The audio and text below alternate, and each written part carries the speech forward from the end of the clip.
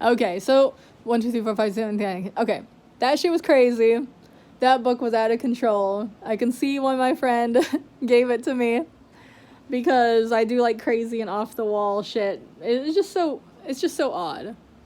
Like, I wonder if, like, is this just like a fantasy, or is there some truth to this where it's like there was a time in a certain part of Paris where life really was this fucking chaotic and crazy. I mean, I could believe it, just a world where there's literally no rules, and like there's no politeness, there's no personal space. Anybody can do anything they want at any time, and somehow everybody's just surviving. And you can die at any time, and it's literal just chaos, and rape is just a daily occurrence, and everything is just so fucking crazy, and everybody's crazy. What more can you say about it? Okay, so that's that. The next book I'm gonna read is 20,000 Leagues Under the Sea. I got that for Christmas like 2 years ago, because my goal is that, my favorite movie that has come out during my lifetime is the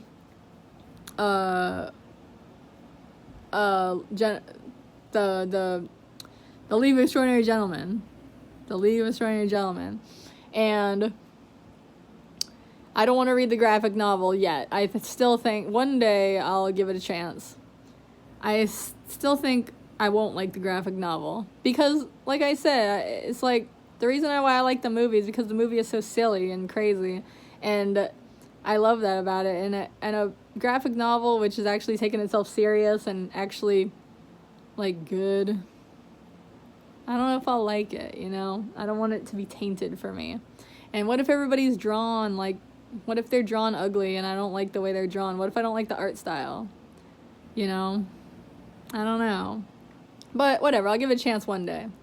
But for now, I'm just going to try and read all the books of League of Extraordinary Gentlemen first. So 20,000 Leagues Under the Sea, because me and my dad wrote them all out, and we wrote out like the publication dates, and I was going to try to read them in order, but I don't remember exactly what order it is. I just know 20,000 Leagues Under the Sea is first, and then which one is next? Jekyll and Hyde might be after that, but I just read Jekyll and Hyde like a year ago, so I'm not really, I can just gloss that one over, because I just read it. And then what else is there? Tom Sawyer. Gotta read Tom Sawyer. Gotta read one of the Quatermain books.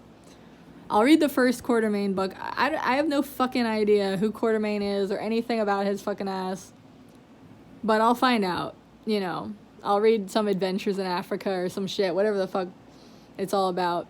And then, what the hell else do we got? Obviously, I've read, well, I don't know if it's obvious. I've read Dorian Gray. That's near the bottom, though. I read the first, 15 pages of Dracula, but I never finished it. What else is there? There's The Invisible Man. I don't know what year The Invisible Man was written. That might actually be the last one. I'm not sure. And what else is there? Wait. 20,000 Leagues Under the Sea, Jekyll and Hyde, Dracula, Dorian Gray, Tom Sawyer, Quatermain. There's one more. What am I forgetting? There's a seventh, right? Oh shit, what is the last one? It's right there. What the fuck am I forgetting? 20,000 Leagues Under the Sea, Dracula. Wait, 20,000 Leagues Under the Sea, Dracula, Dorian Gray, Invisible Man, Tom Sawyer, Quatermain. Did I already say Jekyll and Hyde? Shit, now I don't remember. 20,000 Leagues Under the Sea, Jekyll and Hyde, Dracula, Dorian Gray, Tom Sawyer, Quatermain, Invisible Man. Okay, that's 7. Then I might add, whatchamacallit, I might add, Phantom of the Opera and, the whatever is the first Sherlock Holmes book that has Moriarty in it.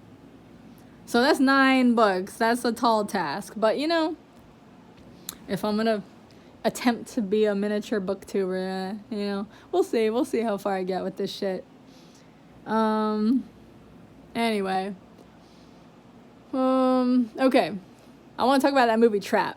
I saw that movie Trap the other night. Trap is getting so much shit online. People are saying this is a piece of shit ass movie and it's crazy and makes no fucking sense, and it doesn't make any fucking sense.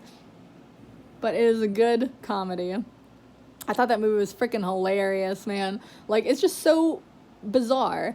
And I don't think, like, I think what everybody is saying online is true. It's just a cheap ass movie that was written in like 3 days on ChatGPT, and it's just like there to promote M. Night Shyamalan's daughter, and like the movie is so fucking retarded, makes no sense in any way, but it's still funny because if you want to read into, like, I don't think any of this was intended, but if you want to be funny with it, you can interpret this as being like a metaphor for like privilege, for, I don't know, pretty privilege or something, because it's just like a fucking cartoon, because like, okay, you know the Looney Tunes where there's like the singing frog, and every time somebody tries to show like whoever is the designated like victim, the singing frog will appear to them, but then every time they try to show somebody else, the frog is just a regular ass frog because they're fucking with them. That is like this movie, but kind of in reverse. I don't know. But basically, it's like, you know, the plot of the movie, okay? The plot of the movie is there's this concert, and supposedly all the cops in the nation are there looking for a serial killer. And they say that they don't, because near the end, they say that the serial killer has been killing for 7 years. And for some fucking reason, like, the description of the serial killer is disputed to where nobody knows what he looks like. They say he could be any race and any age. But then it's funny because they say he could be any race and any age. We don't know any hair color, anything. But then they're like, actually, somebody said he had a tattoo on his right wrist. And then right as they say that, the killer, whose name is Cooper, he looks at his wrist and he's like something like this, like literally like that, except his is like a sheep, like a little outline of a sheep with like a triangle around it, something. Because that's like the save screen on his phone. He has a goat on, like the home screen on his phone is like a goat, like a, I don't know, whatever. But anyways, he looks at his wrist right there and he's just like, oh shit, they know my tattoo. That tiny little stick and poke, who's gonna see that? What victim did he have who got away that could identify? Like, if I'm about to be murdered by a serial killer and I narrowly escape by the skin of my teeth, how am I gonna be seeing a little tattoo like that? But it's funny because it's like, yeah, they can have that little ass detail, but they can't tell you, yeah, he's a Hapa male, about 6 feet tall, with brown hair. Like, you know, they can tell you this little ass detail, but they can't tell you general, like, descriptions. But anyways, the point is, it's just so fucking funny because it's like all these cops around and they're like, this is the tightest security ever. But then Cooper walks up to them and he's like, hi, can I have lemonade? Oh, can I just go in this secure area right here? And they're like, oh, of course, sweetheart, of course. Oh, doesn't he look like a sweet guy? So, like, this happens over and over. This is pretty much the entire movie. Is like, they say, like, how tight their security is and how nobody's getting through and how, like, everything is just locked up to the nines. And, yeah, if anybody even slightly looks like the killer, like, they might be the killer, let's take them down. And they like, straight up tackled, like, some shoplifter or something. And they were like, no, he's not the killer because the killer doesn't panic. And, yeah, the killer doesn't need to panic. Like, they act like he's, like, oh, super smart or super espionage. No, he's not. And he doesn't have to be because literally, like I said, this movie is, like, I don't think this is intended at all. But this movie is inadvertently, like, a comedy about privilege. Because everything this guy wants, he just walks around and people hand it to him. And I think it's because they want to fuck him.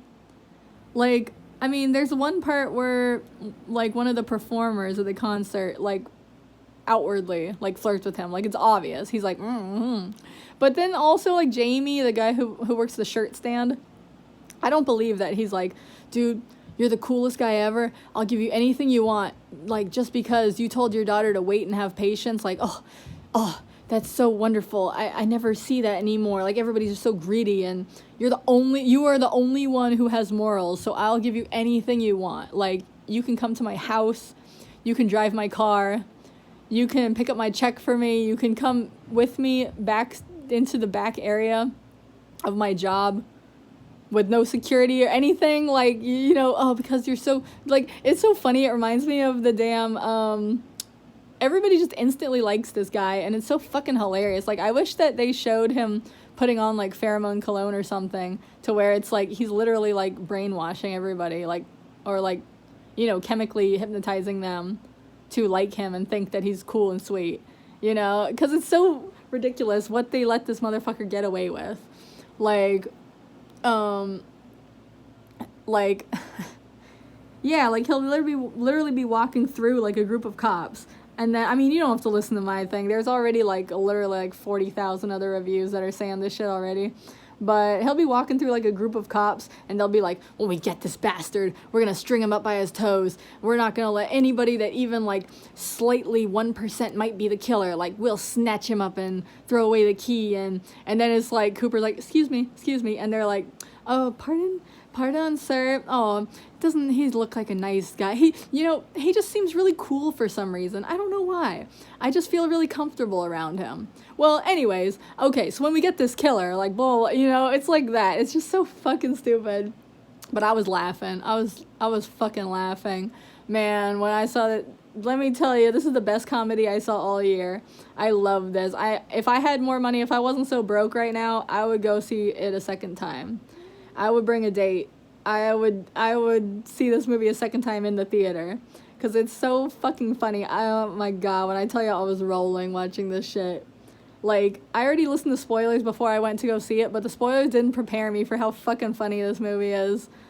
Like, yeah. And then, the part that pissed me off, of course, is, like, there's this one part, and it's so funny. The other thing that's so funny, before I get on with what I was just saying, is that Cooper, as soon as he finds out that all the cops are there to catch him, he instantly starts panicking. And it's, like, a very obvious panic where, like, his daughter is noticing. She's, like, she asked him, like, 5 times, like, what's wrong? Like, is anything wrong? And he's like, nope, I'm great, you know? And then he's just like, oh, fuck, I gotta get out of here. And it's funny because he tries, like, every door. And every door he notices there's cops at it. And he's just like, let's go. She's like, oh, let's watch the show. He's like, oh, no, let's go get some water first, haha. And then they go to the water stand, and he's like, oh, did I say I wanted water? Oh, I changed my mind. Let's get a pretzel, haha. And then they go to the pretzel stand, and then he's like, did I say I wanted a pretzel? Haha. No, I have to go to the bathroom. And then he's like, did I say I have to go to the bathroom? No, I meant, let's go back to our seat. Ha! Like, it's so fucking awkward. And, like, if I was that kid, yeah, I would be like, damn, this is my big day. I'm seeing this band this actress, I almost said, this singer who is, like, my favorite singer in the world. Like, no amount of obsession I've ever had for any band. Even when I was, like, 14, 15, like, peak obsession with the Goo Goo Dolls, I could never, like, love any band as much as this bitch loves this fucking singer. And it's just so fucking hilarious, though, because it's, like, on one hand, she's like, oh shit, is my dad having, like, a nervous breakdown, like, on my big day? Like, that would suck, you know? But then it's like, on the other hand, it's like everything he tries to do to get out of his situation inadvertently makes her day get better and better. So it's like, I can't even remember what happens first, but you all know the part where it's like, because everyone online's been talking about it, like, how it's like, in order to try and escape, he basically gets her a backstage pass. And once again, they just let him get away with everything. Like, he goes up, he's like, oh, thanks for everything. This is a really cool concert, M. Night Shyamalan.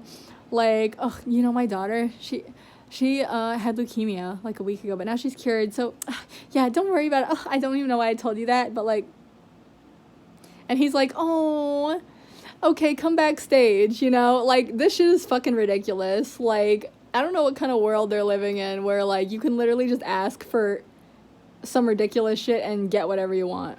Like, he'd be like, okay, and not even, like, register it. He'd be like, yeah, the fucking 65th millionth guy come up here with a fucking sob story and shit. But no, that shit fucking works. And then it was funny because when he grabbed Cooper's shoulder, Cooper, like, gave him that fucking crazy gimp eye, and he, like, grabbed his hand. It's funny because I haven't seen that many Josh Hartnett movies, but the funny thing is, like, I've seen him in maybe 4 movies, and he always has the same expression every time. Every time things get tense, he does that crazy gimp eye like that, and his lips go like he does like this tight lip where he's like, you know, it kind of reminds me of the 12, what is it, the 12 stages of fish or something like that, where it's like, you know, like that. Anyway, I just noticed he does that tight lip thing in every character every time things get tense. But he grabs the guy grabs his hand, you know, his body's off screen, and you just see the hand come over and touch his shoulder, and he's like, I'm gonna fucking judo flip you. But then M. Night Shyamalan's like, no, come up on the stage. Your daughter was chosen. We didn't have to think about all these fucking other people, an entire arena full of people. Like, you just walked up to me like 30 seconds ago, and you know what? You're the one. You're the one, because you got the pheromone cologne and you're so fucking special, bitch. And it's just funny because it's like, I don't know, for some reason, I kept getting reminded over and over again by that John Waters movie, Polyester. Have you seen the movie Polyester? Apparently Polyester is based off of some shit called Woman's Weepies, some weird-ass genre from the 50s, which I don't really understand, or I don't think I've ever seen. But that's what it says on Wikipedia. So it's based off this genre of movies where it's, like, about a woman's life and how, like, the ups and downs of her life, I guess. And that's what Polyester is apparently based off of. So that's what this movie reminded me of. How, like, it's hella funny how, like, on one, which is funny because as ridiculous and stupid and badly written as this movie is, it's actually almost kind of well written, the way the 2 parallel stories are going on in the beginning, like the first half of the movie. The way that his day is getting worse and worse and worse as he realizes that he's trapped and he can't get out. Like, his panic is going up and up and up, while her enjoyment of the concert is like going up and up and up, because it's like they get there, oh, they have good seats, oh, awesome, and then there's like a special guest, and the special guest comes out of the floor right next to her, and she's like, and then she fucking gets, I think something else happens too. I feel like there's another step, but whatever. The point is, there's all these things making her day like amazing and awesome and like fucking like the special shit that could ever happen, while his day is like fucking tanking. And he's desperately trying to get himself out of this situation. And then there's some fucking stupid-ass subplot about some girl who's mean to his... And also, I love the fact that his name is Cooper and her name is Riley. Because I legit think that there are some yuppies who live here in San Francisco who my sister has dog sat for, who have dogs with those exact same names. Are those not some fucking dog-ass names? Riley and Cooper? These are my babies, Riley and Cooper. Oh, so cute. Yep. Yeah, I can just see it in my mind. I don't know. Those are dog-ass names to me. I mean, nothing wrong with that. I give my characters, my stories, dog names all the time, you know, pet names and shit like that. But I just thought it was funny. I'm like, of all the 2 names, you know, they couldn't name her, like, Emmy or something. I don't know, something that sounds a little bit more human, but fine. There's nothing wrong with it. And what's with the name Riley? That fucking name is so popular. Isn't that the name of the little girl from Inside Out? Which I haven't seen. I don't like it because I don't want to watch an entire movie about neurology. But, and like, you know. But anyways, whatchamacallit? Yeah, so it's just funny because when she gets up on stage, like, then you see the girl who was mean to her and her mom, and the little girl is like, oh, I can't believe she got up on stage, and she's like living her best fucking life, like dancing and shit, and then you see the mom and daughter go like, oh, like they're all pissed. I don't know if that sound I just made conveyed. I can't make a really loud sound, but you know, like the sound in Descendants 3 when the girl who turned evil is looking in the magic mirror, the magic stone or whatever, and she goes like, ah! Yeah, it's like that. Anyways, whatever. So, it's just so funny, because I'm just like, okay, like, we're watching her day, like, increase in enjoyment, and to a ridiculous degree, and then we have to see that her enemies were spited by her happiness. Like, am I watching fucking, what is that goddamn Christmas movie? The Mrs. Claus movie? Where it's like, she comes down, it's literally like that. It's like a emotional porn or something, where it's like, it's just, the whole entire story is just her, like, any single one of these would be somebody's like wish from a genie. But it's like a series of this shit. It's just like dessert after dessert after dessert. It's ridiculous. Where it's just like she comes down and she instantly meets some guy who's super hot for her and who's like really hot in return, and then oh, he's super talented, he's a photographer, and then he's like, oh, I want to enjoy, like, it doesn't matter that you're 50, get on this pole and dance around. And then it turns out, oh my god, you actually have a knack for the pole, and look at this video of you on the pole went viral. You know, it's just like things keep increasing. It, like, the stairs to heaven like don't fucking end. It's like crazy. But anyways, so that's the main enjoyment of the movie. But then yeah, the end got way out there. But it was still funny, but not as funny as the beginning. Just seeing how all these people just give this fucker special treatment for no reason. It's almost like they're hypnotized.